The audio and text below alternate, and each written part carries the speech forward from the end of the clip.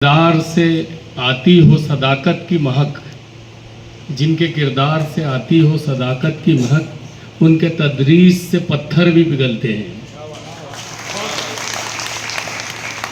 आज आत्मावलोकन होगा और बहुत ध्यान से समझना है कि शिक्षक दिवस अगली बार कब और कैसे मनाऊं। दो लोग हैं जिन मोटिवेटर जिनको मैं टाइम से देखता और सुनता रहता हूँ। नंबर एक तो कार्तिकेय हैं जो दृष्टि संस्थान चलाते हैं, खूब अच्छा लिखते हैं और बरोल सर बहुत फॉलो करते हैं उसको। दूसरे जब मेरे से कोई पूछता है कि आप कौन, तो मैं कहता हूँ मैं खान सर हूँ बीएड कॉलेज वाला, और दूसरा खान सर वो है जो बिहार में रहता है, लेकिन मैं उसको भी फॉलो करता हूँ। दोनों लोगों ने 5 तारीख को बहुत शानदार लेख लिखा था और मैंने आज अपने स्टेटस पे मैंने कहा था कि स्टेटस पे लगाऊंगा आज वो लेख। मैंने दोनों लेख लगाया और दोनों लेख के बाद उनकी समरी लगाया जो वो उसका निचोड़ है, और वो निचोड़ पे पहले चर्चा करूंगा, फिर उसके बाद दोनों ने क्या कहा वो चर्चा करूंगा। और तुमसे पूछना चाहूँगा कि आज शिक्षक दिवस के नाते या शिक्षक होने के नाते हम कहाँ पे खड़े हैं, हम क्या कर रहे हैं, हमको क्या करना चाहिए, क्या वास्तव में ऐसा करके हम विश्वगुरु बन सकते हैं क्या, उसका मूल्यांकन करना है। मैं मूल्यांकन वाले पार्ट से करूँगा जहाँ से मैंने बोला कि उन्होंने जो बताया, हमें खुशफहमी है कि हम विश्वगुरु हैं या बनने जा रहे हैं। हमें खुशफहमी है कि हम विश्वगुरु हैं या बनने जा रहे हैं। इस आत्ममुक्तता पर क्या कहा जाए, मतलब इसको हम खुद ही अपने मुंह मिट्ठू बन रहे हैं। इसको आज सोचना पड़ेगा कि वास्तव में स्थिति क्या है, क्या ऐसा बोलने से काम चल रहा है हमारे। इसके लिए गालिब का एक शेर उन्होंने लिखा है कि मैं गालिब के शेर को दोहरा के अपनी बात समझाने की कोशिश करता हूँ। और उन्होंने कहा कि हमको मालूम है जन्नत की हकीकत, लेकिन स्वर्ग ऐसे ही नहीं मिल जाएगा। आप सोचो कि भगवान आपको प्रसन्न होकर स्वर्ग में डाल देगा। एक मटकी भी जब आप लाते हो ना बाजार से तो उसको उंगली से ठोक ठोक के देखते हो कि ठन ठन बोल रही कि नहीं बोल रही है, तब उस मटकी को आप खरीदते हैं। जन्नत के लिए आपको ऐसे ही नहीं ले लेंगे, वो बहुत ठोक बजा के लेंगे आपको हर काम के लिए।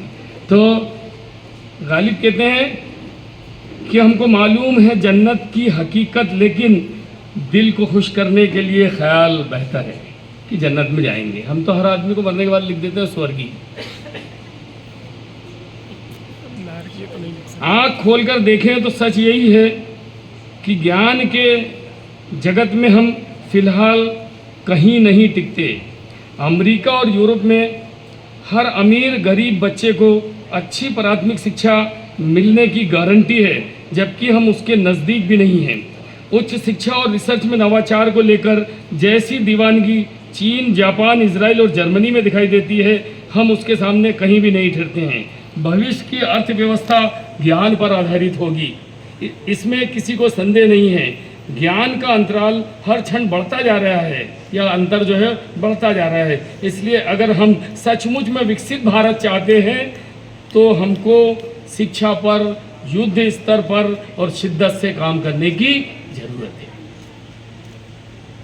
पर यह होगा कैसे? होनहार बच्चे टीचर नहीं बनना चाहते। क्या आप अपने बच्चों को टीचर बनाना चाहते हो क्या? कोई चाहता है? हाथ ऊंचा करो। गिनती के लोग 10% लोग, सारे लोग बड़े बड़े ओहदे पे अपने बच्चों को ले जाना चाहते हैं, और हम चाहते हैं कि एक अच्छा टीचर मिल जाए और हम विश्वगुरु बन जाएं। मैं थोड़ा फिर पीछे ले जाके आपको कार्तिकेय जी का जो लेख है उसकी शुरू की लाइन पढ़ के बता रहा हूँ कि कुछ दिन पहले एक पति पत्नी अपने 18 साल के बच्चे को लेकर मुझसे मिलने आए। उनका आग्रह था कि मैं बच्चे को सही कैरियर गाइडेंस कर दूं और अच्छा सुझाव दूं। मैंने तरह तरह के सवाल बच्चे से पूछे, समझने की चेष्टा की।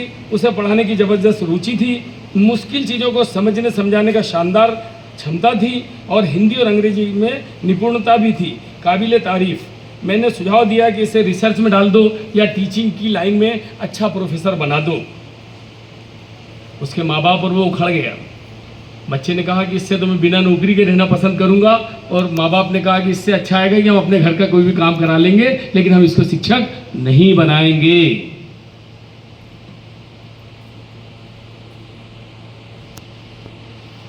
क्यों?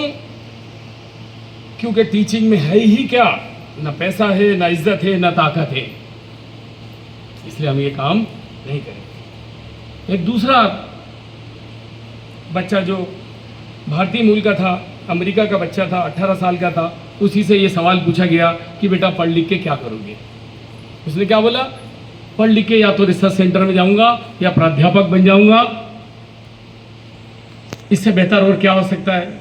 मान सम्मान भी है, अच्छी सैलरी भी है, बच्चों के साथ रहूंगा, बात करूंगा, खेलूंगा, बचपने जैसा रहूंगा और अपने आप को क्या करता रहूंगा?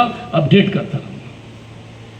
जब तक आपको अच्छे शिक्षक नहीं मिलेंगे, अच्छे अध्यापक नहीं मिलेंगे, जहाँ अध्यापकों का अच्छा अध्यापक नहीं बनाएंगे, तब तक आपके पास अच्छी जनरेशन कहाँ से आएगी? और अध्यापक बनने के लिए जब तक अच्छे लोगों को हम मोटिव नहीं करेंगे, तब तक काम कैसे चलेगा? खान सर ने लिखा कि हम विश्व गुरु, अच्छी बात है, वो भी मैं बताइए।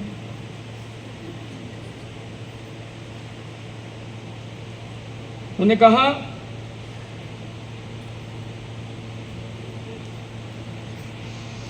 कि 140 करोड़ की आबादी में शिक्षा का स्तर ऐसा है कि आधे से अधिक जो ग्रेजुएट छात्र छात्राएं हैं, उन्होंने नकल करके डिग्री प्राप्त की है, वो केवल इंटरमीडिएट या 12th पास ही हैं। और उसकी मिसाल ऐसी दी कि सिपाही को आईजी की ड्रेस पहना दी हो और उसकी सोच आज भी सिपाही जैसी है। उन्होंने कहा कि मेरे बच्चों को नंबर देने का जो तरीका ऐसा हो गया है कि जो 60% का, हमारे टाइम पे 60-65% बहुत अधिक मार्क माने जाते थे, आज बच्चा 90-95% लाता है। हमने उसके सपनों को बड़ा कर दिया उसकी ताकत से, अब उससे वो सपने बड़े देखता है, ताकत छोटी है, वहाँ तक वो निकल नहीं पा रहा है। और सिद्धांतिक ज्ञान है, स्किल का उसका डेवलपमेंट कहीं भी नहीं है। ऐसा ही नहीं, उन्होंने इसका सॉल्यूशन भी बताया कि इसका हल भी है हमारे पास, हमको कुछ करना होगा इस तरीके का। जैसे आज अभी बड़ी बड़ी बातें हो रही थी ना, हम कह रहे थे गुरु दो गोविंद दो खड़े काके लगू पाए, या गुरु ब्रह्मा गुरु विष्णु, ये कहकर हम भगवान बना देते हैं। और दूसरी तरफ हमारे शिक्षक को कॉन्ट्रैक्ट बेस पे रखकर कॉन्ट्रैक्ट की सैलरी दी जाती है और विभिन्न प्रकार के शिक्षकीय कार्य छोड़कर उससे पशु गणना से लेके इंसानों की गणना तक कराई जाती है। जब तक इस सारी चीज़ों से निकाल के आज सोचना पड़ेगा कि शिक्षक कैसे बनाए जाएं, शिक्षा में परिवर्तन कैसे किया जाए, ऐसा कैसा भारत देश बना जाए कि वो विश्व गुरु बन जाए। उसका फार्मूला भी उन्होंने बताया है और उनका कोटि कोटि धन्यवाद करना चाहिए और इसको आत्मसात करो। और एक छोटा सा सुझाव है कि शिक्षा से जुड़े विषयों पर सर्वोच्च निर्णय लेने वाली संस्थाओं में शिक्षकों की प्रभावी भूमिका होनी चाहिए। मैंने रामशंकर परसाई को पढ़ा था, उन्होंने कहा कि शिक्षा रास्ते पे पड़ी हुई उस कुतिया के समान है जिसको जो भी आता है एक लात मार के चले जाता है, एक पंच आता है वो भी गाली बक्की चले जाता है, एक सरपंच आता है वो भी गाली बक्की चले जाता है। सारे जितने प्रशासनिक अधिकारी हैं या हमारे खुद के जो अधिकारी हैं, उसकी निगाह में शिक्षक और शिक्षा की कोई वैल्यू नहीं है। जब तक इसका अपना स्वतंत्र तंत्र नहीं बनेगा, इसका स्वतंत्र कोई एक सिस्टम नहीं बनेगा, जैसा न्यायालय का होता है ऐसा हमारा भी सिस्टम नहीं बनेगा।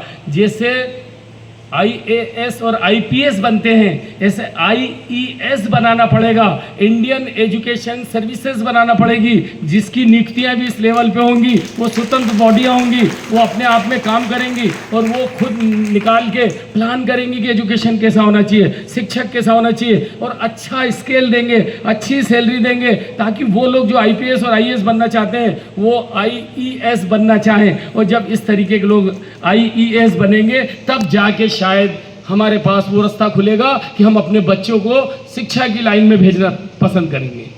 हाँ, मेरे जैसा बिरला आदमी आपको जरूर मिलेगा दीवाना, जो मेरे को पढ़ाने की एक बीमारी है।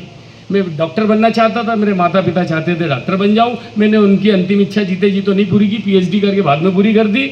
लेकिन अगर मेरे समाज में पुनर्जन्म होता तो मैं फिर ये अपील करता ईश्वर से कि मुझे दोबारा शिक्षक ही बनाया जाए। शायद इससे अच्छा कोई पैसा हो ही नहीं सकता जिसमें मैं बच्चों के साथ जुड़ के काम करते रहता हूँ। और अंत में बात जो है कि आने वाले 4-5 साल में AI का ज़माना आने वाला है।